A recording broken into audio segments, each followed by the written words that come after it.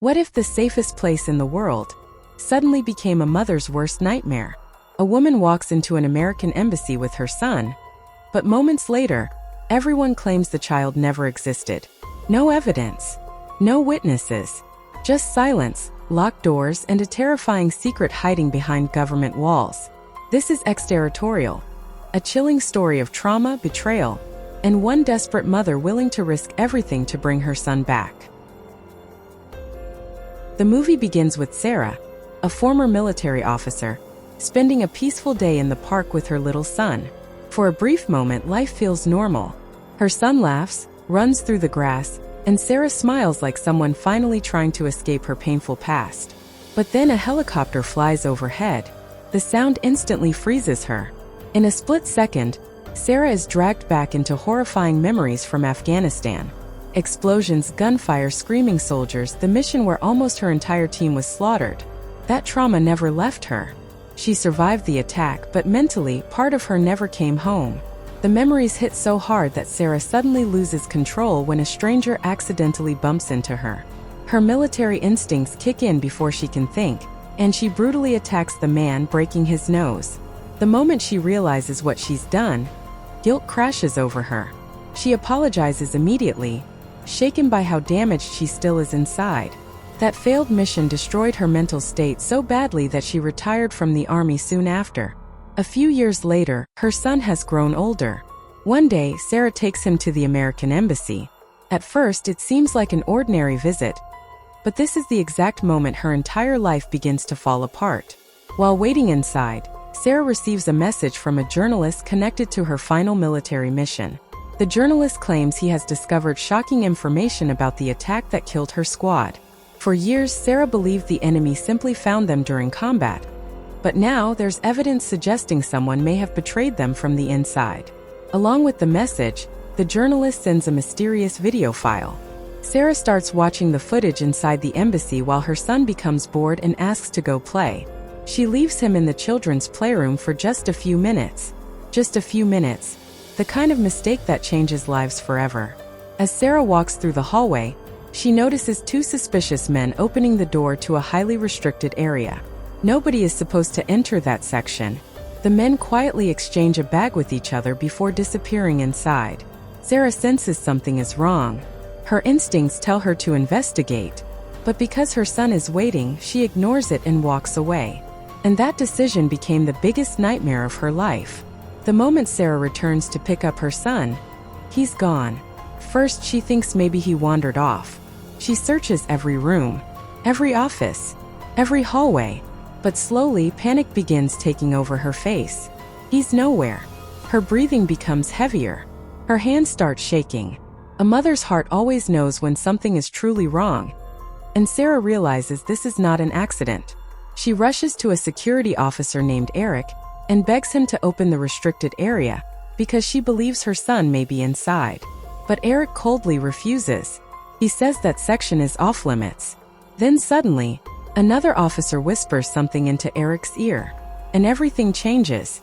Eric calmly escorts Sarah into an office where several embassy officials are waiting for her. That's when they say something so disturbing. It completely breaks reality itself.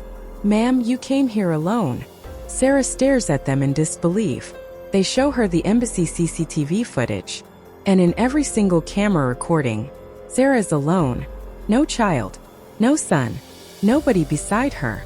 The footage makes her look insane. Sarah explodes in anger because she knows her son came with her. She held his hand.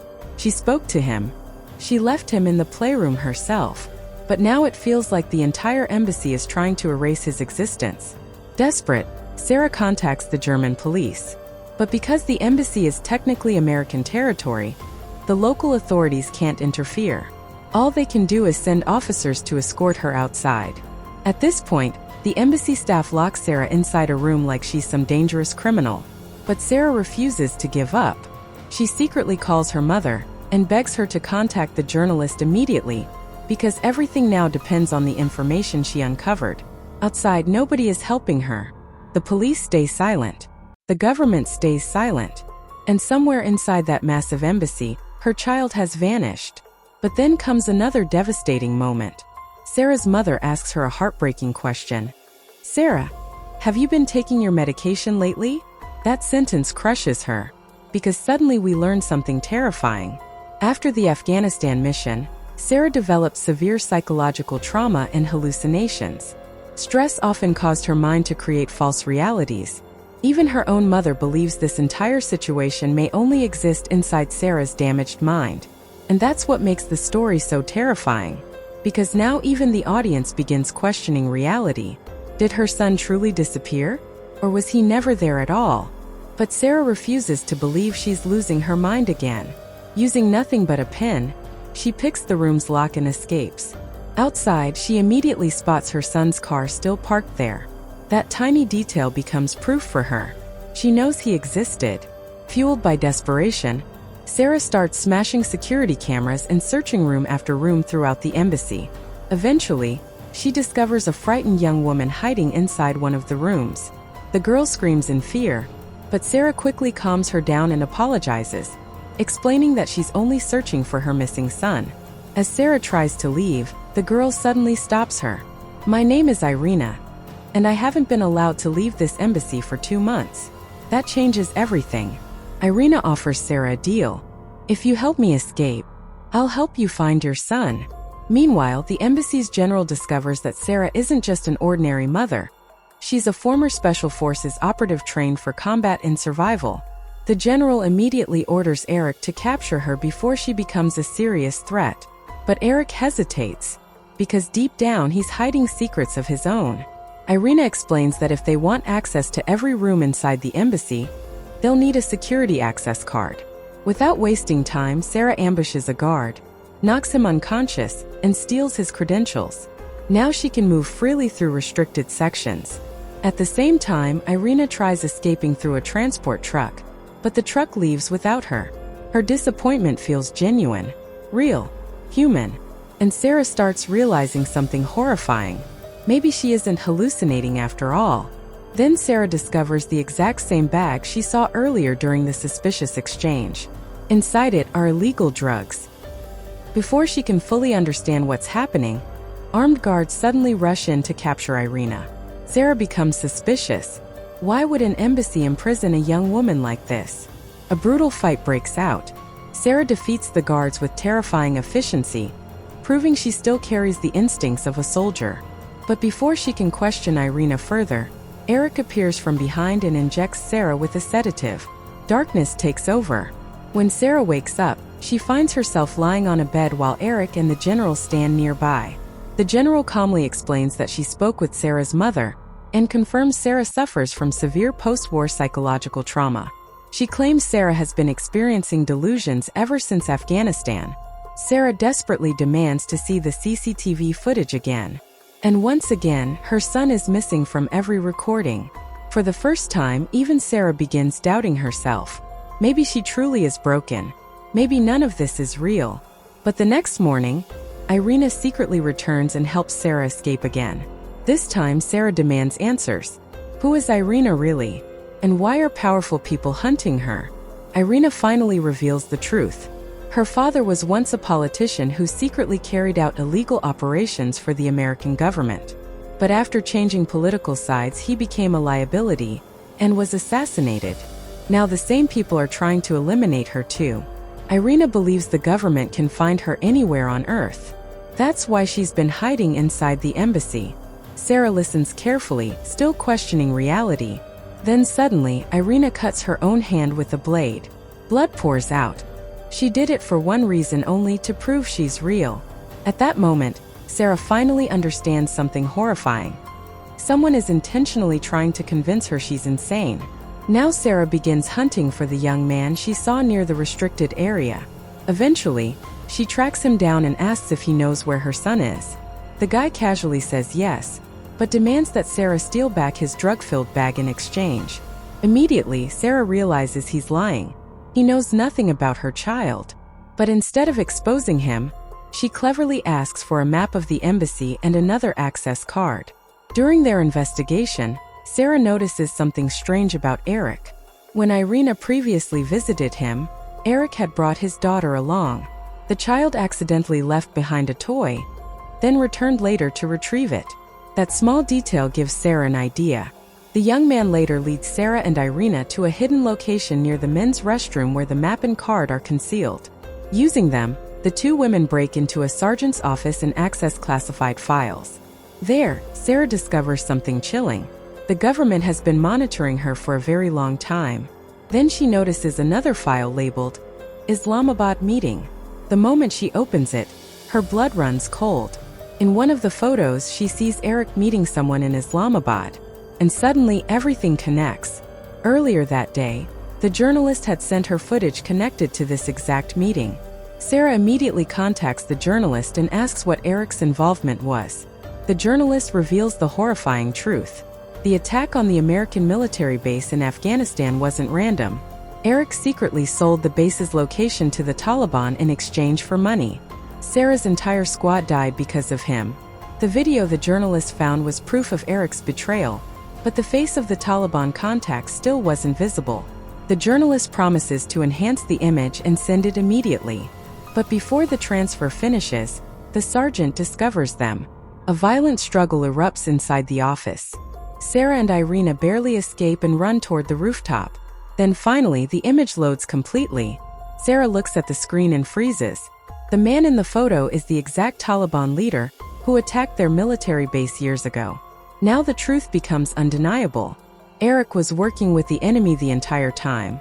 Sarah takes Irina to a warehouse where embassy cargo gets shipped overseas. To create a distraction, she starts fighting the guards. But soon Eric arrives with armed men. What happens next reminds everyone why Sarah once served in special forces. She fights like a woman possessed. Every punch feels fueled by trauma. Every movement feels driven by rage, grief, and a mother's desperation. One by one, the guards fall. Even Eric himself can barely stand against her. Finally, Sarah points a gun directly at his head and demands answers. Why create such a massive conspiracy just to kill me? If you wanted me dead, you could have staged an accident. Why all this? Then Sarah suddenly says something that shocks Eric. You wanted me dead because I'm the last surviving witness from Afghanistan. Eric's expression changes instantly. Sarah continues, I saw what happened that day. I survived the attack. And you were part of it. You betrayed your own soldiers. Eric realizes she finally knows everything. But Sarah says something unexpected. I don't want revenge. I just want my son back. Eric coldly responds, If anything happens to me, you'll never see your son again. Those words confirm the nightmare. Her son really was kidnapped. Now Sarah understands there's only one way left to fight back. She kidnaps Eric's daughter. Using a toy phone to gain the child's trust, Sarah secretly takes her to a secure room and locks herself inside with the girl. Soon the entire embassy panics. The general, armed guards, and Eric himself gather outside begging Sarah not to harm the child. But Sarah stays calm. She agrees to release the girl under one condition. She wants to speak with Eric alone. The moment Eric enters the room, he immediately disables the surveillance system because he knows every conversation is being monitored. He cannot risk anyone hearing the truth. Then Sarah calmly says, I know you're planning to kill me, but I won't die by your hands. I'll kill myself instead on one condition. After I'm gone, return my son safely to my mother. Eric finally breaks. Step by step, he confesses everything. Yes, he worked with the Taliban. Yes, he sold military secrets for money. Yes, he knew Sarah survived the attack. At first, he claims he never intended to kill her. But when the journalist discovered the truth and threatened to expose him publicly, Eric decided the only solution was murder. And because Sarah started uncovering the conspiracy too, she became a target. Then comes the biggest revelation of all. Yes, your son really came to the embassy with you. I erased him from the cameras. As Eric prepares to label Sarah a terrorist and blow up the safe room, Sarah activates the recording through the room's microphone system. And suddenly, the entire embassy hears the truth. Every lie, every betrayal, every confession. Not only had Eric betrayed Sarah, he had betrayed the American military itself. The moment the truth comes out, the general immediately orders Eric's arrest. Sarah is rescued from the safe room alive, wounded but victorious. And finally, after everything she suffered, her son is returned to her arms. The embassy later takes responsibility for her treatment and recovery. Slowly, Sarah begins healing from the trauma that haunted her for years. In the film's final moments, Sarah is seen peacefully spending time with her son again. For the first time in years, she finally looks free. And the movie ends. But the real lesson of this story stays with us long after the credits roll. No matter how deeply the truth is buried, one day it rises like fire and burns every single lie standing above it.